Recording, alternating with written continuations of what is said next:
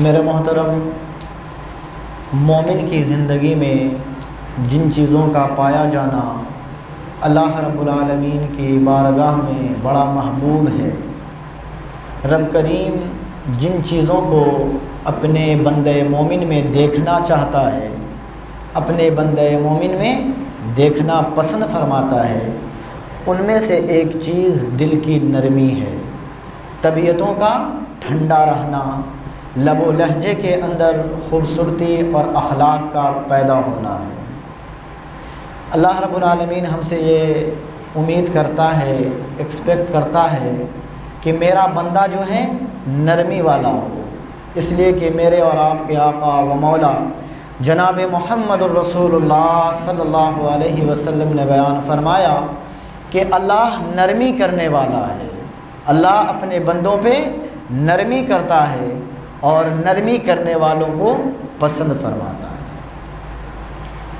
جیسے میں اور آپ ذرا سی بات پہ ناراض ہو جاتے ہیں اور لوگوں کو برا بھلا کہنے لگتے ہیں اور انبن ہونا شروع ہو جاتی ہے، اگر اسی طریقے سے اللہ رب العالمین بھی ہمارے چھوٹے چھوٹے گناہوں پہ پکڑ کرنے لگے تو خدا کی قسم زمین کے اوپر انسان چوپائے بھی زندہ نہیں بچنے پائیں گے۔ وَيَعْفُو عَنْ كَثِيرٍ، اللہ جو ہے بہت سارے گناہوں کو ہمارے یوں ہی معاف فرما دیتا ہے، وہ درگزر فرمانے والا ہے۔ تو آپ بھی اپنے مزاج کے اندر نرمی کو لائیں، معاف فرمانے والے بنیں، درگزر کرنے والے بنیں، اس لیے کہ اللہ کے رسول نے فرمایا کہ اللہ نرمی کرنے والا ہے اور نرمی کرنے والوں کو پسند فرماتا ہے۔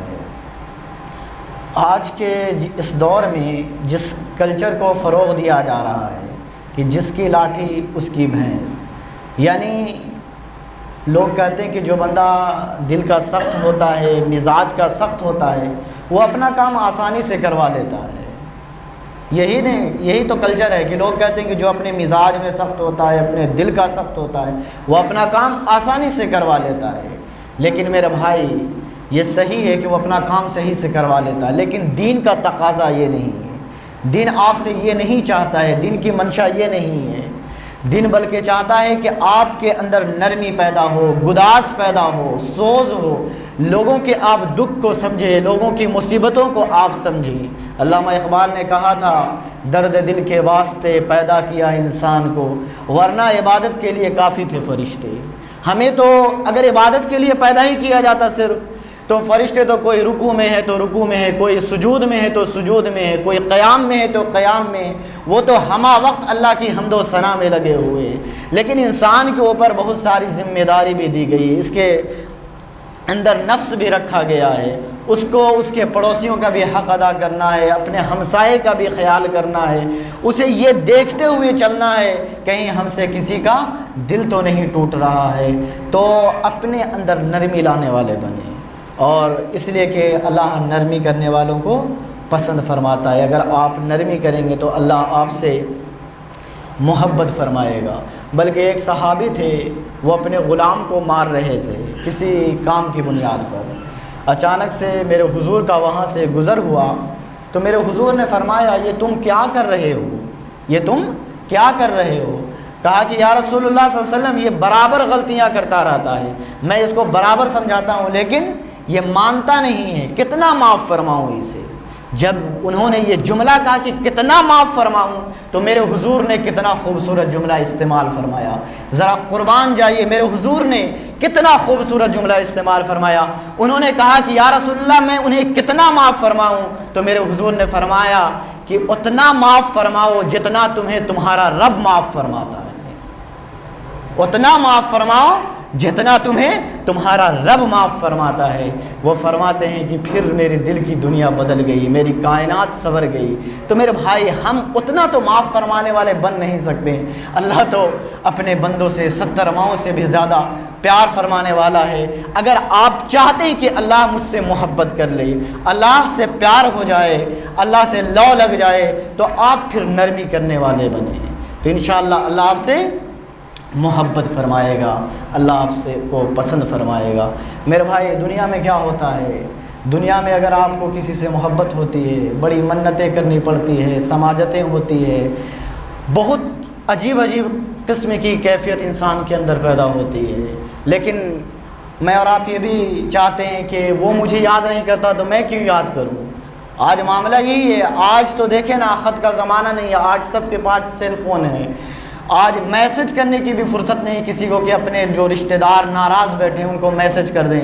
آپ کال بھی کر سکتے ہیں، آسانیاں ہیں، سہولت ہیں، لیکن پھر بھی ہمارے رشتے ٹوٹتے چلے جا رہے ہیں صرف انا کی بنیاد پر۔ میں کیوں یاد کروں؟ میرے دوستو قرآن اٹھائیں، قرآن کیا کہتا ہے؟ قرآن کہتا ہے فَاذْكُرُونِي أَذْكُرُكُمْ وَاشْكُرُوا لِي وَلَا تَكْفُرُونَ۔ اللہ فرماتا ہے تم مجھے یاد کرو میں تمہیں یاد کروں گا، تم مجھے یاد کرو میں تمہیں یاد کروں گا، تم مجھے پکارو میں تمہاری پکار کو سنوں گا، تم میرا شکر ادا کرو وَلَٰكِن لَا تَشْعُرُونَ، اور نہ شکر نہ کرو۔ تو میرے دوستو اگر آپ کا کسی منسٹر کے آفس میں چرچا ہو، آپ کی باتیں ہوں، تو آپ تو بڑا فخر کریں گے کہ میری رسائی وہاں تک ہے کہ لوگ میرے بارے میں، منسٹر تک میری بات ہوتی ہے، وہاں پہ میرے نام لیے جاتے ہیں۔ اور اللہ کیا فرماتا ہے؟ تم جب مجھے یاد کرو گے تو میں تمہیں یاد کروں گا، تم تنہائی میں مجھے یاد کرو گے تو میں تمہیں تنہائی میں یاد کروں گا، جب تم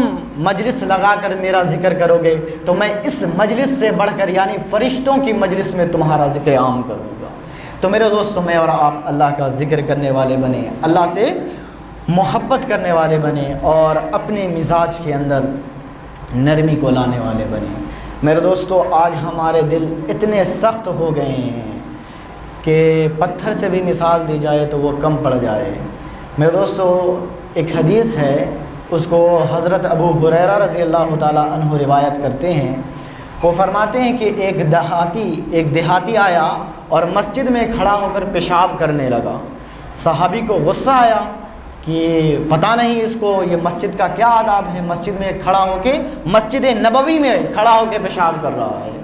صحابی آگے بڑھے روکنے کے لیے، اللہ کے رسول صلی اللہ علیہ وسلم نے اسے منع فرما دیا کہ پیشاب کرتے وقت جب بندے کو روکا جاتا ہے تو تکلیف ہوتی ہے، تو اللہ کے رسول نے اسے منع فرما دیا، کہ کہا کہ جب کر رہا ہے تو کرنے دو۔ تو میرے دوستو جب وہ فارغ ہو گیا پیشاب کر کے تو اللہ کے رسول صلی اللہ علیہ وسلم نے ایک صحابی سے فرمایا کہ ایک ڈول پانی لے آؤ۔ پھر میرے حضور نے اپنے ہاتھوں سے وہاں پہ پانی بٹھا دیا اور ساتھ اس کو نصیحت بھی کی کہ میرے بھائی یہ مسجد اللہ کا گھر ہے، یہ عبادت کی جگہ ہے، یہاں غلاظت نہیں کی جاتی، یہاں پیشاب نہیں کیا جاتا ہے، یہ جو مسجد بنائی گئی ہے اس میں اللہ کے لیے سجدہ کیا جاتا ہے، اللہ کی عبادت کی جاتی ہے۔ تو میرے دوستو اللہ کے رسول صلی اللہ علیہ وسلم نے اس انداز سے تربیت کی۔ آج میں اور آپ دیکھیں نا، مسجد میں کسی کا موبائل بج جاتا ہے، سارے انسان اسی کو گھورنے لگتے ہیں۔ تو میرے دوستو وہ جان بوجھ کے بجاتا ہے موبائل، غلطی میں بج جاتا ہے، وہ اندر سے اس کو شرمندگی محسوس ہوتی ہے کہ کیا ہو گیا میرے ساتھ، میرا موبائل بج گیا ہے، لیکن سارے اسی کو گھورنے لگ جاتے ہیں، لگتا ہے کہ کوئی قیامت ٹوٹ پڑی ہے۔ میرے بھائی اگر بج گیا ہے تو اب تو بج گیا ہے، اب تو کوئی اب آپ نماز سے فارغ ہو جاتے ہیں۔ اور برا نہ مانیے گا، معذرت کے ساتھ کچھ لوگ ہیں اللہ ماشاء اللہ جو پرماننٹلی نمازی ہوتے ہیں، ان کو تو بڑی تکلیف ہوتی ہے کہ اس کا خیال نہیں ہوتا ہے، مسجد ہے، بعض اوقات ایسا بھی ہوتا ہے کہ بورڈ بھی لگا ہوتا ہے، بندے کے ذہن میں نہیں آتا ہے، نظر نہیں پڑتی ہے، تو میرے دوستو تو ہم اس کو گھورنا شروع کر دیتے ہیں۔ اگر ہم اس انداز سے تربیت کریں گے، نہ تو میں اپنے آپ کو سدھاریں گے، نہ اگلا آپ سے متاثر ہوگا۔ آپ دیکھیں ایک دیہاتی مسجد میں کھڑا ہو کر پیشاب کر رہا ہے، لیکن اللہ کے رسول نے منع فرما دیا کہ اب کر رہا ہے تو کرنے دو، اور بعد میں اس کو پانی ڈال دیا، پھر اس کی اتنی اچھی انداز سے تربیت کی، بندہ متاثر ہوا، اسلام کی دولت سے مالا مال ہوا۔ تو میرے دوستو یہ چیز کو لائیں۔ آج دیکھیں نا، اگر بچے بھی نماز پڑھنے آتے ہیں، اگر شور و غل ہو جاتا ہے، ہلہ ہو جاتا ہے، تو میرے دوستو ہم لوگ اکھڑ جاتے ہیں اور برس پڑتے ہیں۔ بچے کی جتنی آواز نہیں ہوتی ہے اس سے بڑے کی آواز زیادہ تیز آواز میں ہوتی ہے، ہلہ کر کے بولتے ہیں، تو یہ مسجد کے آداب کے خلاف ہے۔ بلکہ آپ ایک حدیث سن لیں، آپ کے دل کو چیر کر رکھ دے گی۔ اللہ کے رسول صلی اللہ علیہ وسلم نے بیان فرمایا، اگر مسجد کی پچھلی صف سے بچوں کی آواز آنا بند ہو جائے تو سمجھ لے کہ تمہاری نسل برباد ہو رہی۔ آج دیکھیں نا، اگر بچے ہلہ کرتے ہیں تو ہم منع کر دیتے ہیں۔ میرے دوستوں، بچوں کو مسجد میں لے کر آئیں اور نماز پڑھنے دیں، کھیلنے دیں۔ جب مسجد سے جڑیں گے تو ان کے مسجد کے آداب بھی پتہ ہو جائیں گے۔ اللہ کے رسول صلی اللہ علیہ وسلم نے بیان فرمایا کہ جب تمہاری مسجدوں سے بچوں کے ہلہ کرنے کی آواز ختم ہو جائے گی تو سمجھ لینا کہ تمہاری نسلیں برباد ہو رہی ہیں۔ تو میرے دوستوں، میں اور آپ اپنے مزاج کے اندر نرمی لانے والے بنیں اور ہر کام کو نرمی سے انجام دینے کی کوشش کریں۔ ایک حدیث مسلم شریف کے اندر آتی ہے، اللہ کے رسول صلی اللہ علیہ وسلم نے بیان فرمایا کہ جو بندہ نرمی کرتا ہے اس کا فائدہ کیا ہوتا ہے۔ اب نرمی کرنے کے بھی تو فائدے ہونی چاہیے، تو اللہ کے رسول صلی اللہ علیہ وسلم نے اس کا فائدہ بیان فرمایا کہ جو بندہ نرمی کرتا ہے اس کا فائدہ یہ ہوتا ہے کہ اس کے طبیعت میں خوبصورتی پیدا کر دی جاتی ہے، یعنی جس چیز میں نرمی ہوتی ہے اس کو خوبصورت بنا دیتی ہے۔ اگر آپ کے دل میں نرمی ہے تو آپ کا دل خوبصورت ہے، دل باغ ہے، دل جنت ہے۔ اگر آپ کے اندر سختی ہے تو پھر یہ آپ کی بدبختی کی علامت ہے۔ اگر نرمی ہے تو یہ آپ کی خوش قسمتی کی علامت ہے، اور اگر آپ کے لب و لہجہ میں آپ کے سختی ہے تو یہ آپ کی بدبختی کی علامت ہے۔ تو میرے دوستو، اللہ کے رسول صلی اللہ علیہ وسلم ایک اور حدیث طبرانی شریف کے اندر میرے اور آپ کے آقا و مولا جناب محمد رسول اللہ صلی اللہ علیہ وسلم نے بیان فرمایا کہ جو بندہ نرمی کرتا ہے تو اللہ تبارک و تعالیٰ اس کے لیے برکتوں کے دروازے کھول دیتا ہے۔ جو بندہ نرمی کرتا ہے اللہ رب العالمین اس کے لیے برکتوں کے دروازے کھول دیتا ہے۔ اب اللہ کے رسول صلی اللہ علیہ وسلم نے صرف برکت کی بات کی ہے، اب کس چیز میں برکت ہوتی ہے تو شارحین نے لکھا ہے کہ اس کے عمل میں برکت ہوتی ہے، اس کے رزق میں برکت ہوتی ہے، اس کے عمر میں برکت ہوتی ہے۔ یعنی جو بندہ نرمی کرتا ہے، نرمی سے لوگوں کے سامنے پیش آتا ہے تو اس کے عمل میں، اس کے اعمال میں، اس کے علم میں، اس کی عمر میں، اس کے رزق میں، اس کے کاروبار میں، اس کے احباب میں برکت ہوتی ہے۔ گویا ہر چیز میں برکت ہوتی ہے۔ یعنی جب کسی چیز میں نرمی آئے گی تو وہ اس کو حسن پیدا کر دے گی، اس چیز کے اندر خوبصورتی پیدا کر دے گی۔